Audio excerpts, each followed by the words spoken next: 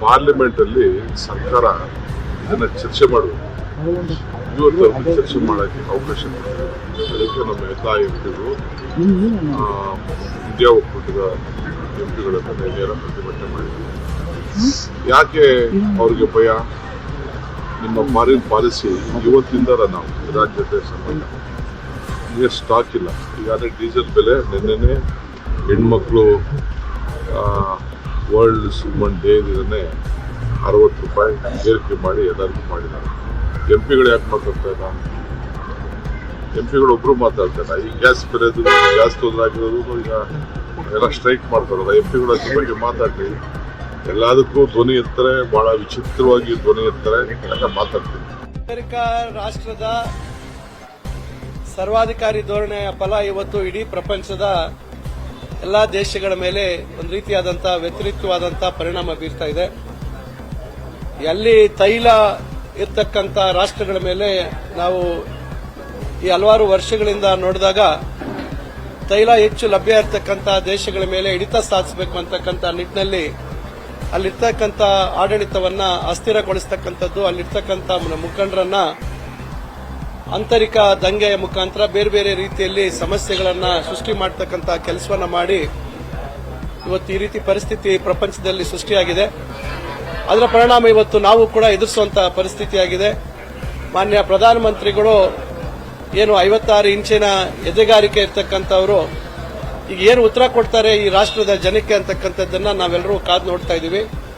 ಯಾಕಂದ್ರೆ ಸುದೀರ್ಘವಾಗಿ ಇರ್ತಕ್ಕಂಥ ನಮ್ಮ ರಾಷ್ಟ್ರದ ಜೊತೆ ಸ್ನೇಹವನ್ನ, ನಮ್ಮ ರಾಷ್ಟ್ರದ ಸಂಕಷ್ಟದಲ್ಲಿ ಜೊತೆಯಾಗಿ ನಿಂತ ರಾಷ್ಟ್ರಗಳನ್ನ ಇವತ್ತು ಏಕಾಏಕಿ ಕೈ ಬಿಡ್ತಕ್ಕಂಥ ಪರಿಸ್ಥಿತಿ ಆಗ್ತಾ ಇದೆ. ಯಾವುದೇ ರಾಷ್ಟ್ರದಲ್ಲಿ ಆಂತರಿಕ ಅವರದೇ ಆದಂತಹ ಆಡಳಿತ ವ್ಯವಸ್ಥೆ ಮತ್ತು ಸಮಸ್ಯೆಗಳು ಇದ್ದೇ ಇರ್ತವೆ. ಆದರೆ ಒಂದು ಅಂತಾರಾಷ್ಟ್ರೀಯ ಒಪ್ಪಂದ ಸಂಬಂಧಗಳು ಬಂದಾಗ ನಮ್ಮ ನೆರೆಯ ರಾಷ್ಟ್ರಗಳ ಜೊತೆ ಒಂದು ಒಳ್ಳೆ ಉತ್ತಮವಾದಂತಹ ಬಾಂಧವ್ಯ ಇರತಕ್ಕಂಥದ್ದನ್ನ ಉಳಿಸ್ಕೊಂಡು ಹೋಗ್ತಕ್ಕಂಥದ್ದು ಕರ್ತವ್ಯ. ಬಹುಶಃ ಇದರಲ್ಲಿ ಕೇಂದ್ರ ಸರ್ಕಾರ ವಿಫಲ ಆಗಿದೆ ಅಂತ ನಾನು ಹೇಳಿಕ್ಕೆ ಬಯಸ್ತೇನೆ.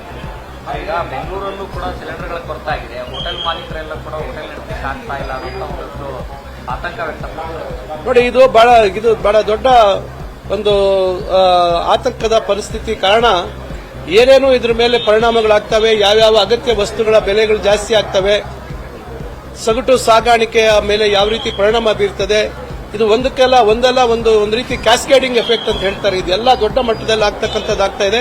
ಇದಕ್ಕೆ ಕೇಂದ್ರ ಸರ್ಕಾರನೇ ಇದಕ್ಕೆ ಉತ್ತರ ಕೊಡಬೇಕು. ಮೋದಿ ಸರ್ಕಾರಕ್ಕೆ, ಕೇಂದ್ರ ಸರ್ಕಾರಕ್ಕೆ ಅಭಿನಂದನೆಯನ್ನು ಸಲ್ಲಿಸಲಿಕ್ಕೆ ಬಯಸ್ತೇನೆ.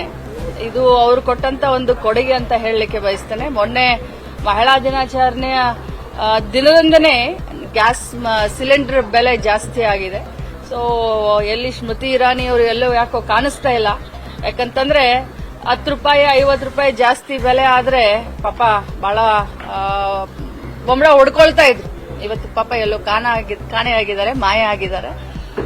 ಏನು ಯುದ್ಧ ನಡೀತಾ ಇದೆ, ಆ ಯುದ್ಧದಿಂದ ಇಡೀ ವಿಶ್ವದ ಮೇಲೆ ಪರಿಣಾಮ ಬೀರ್ತಾ ಇದೆ. Specially diesel, petrol, gas, cylinder. ಇನ್ನು ಬರ್ತಾ ಬರ್ತಾ ನೋಡಿ, ಇದು ಬರೀ ಶುರು ಆಗಿದೆ ಅಷ್ಟೇ.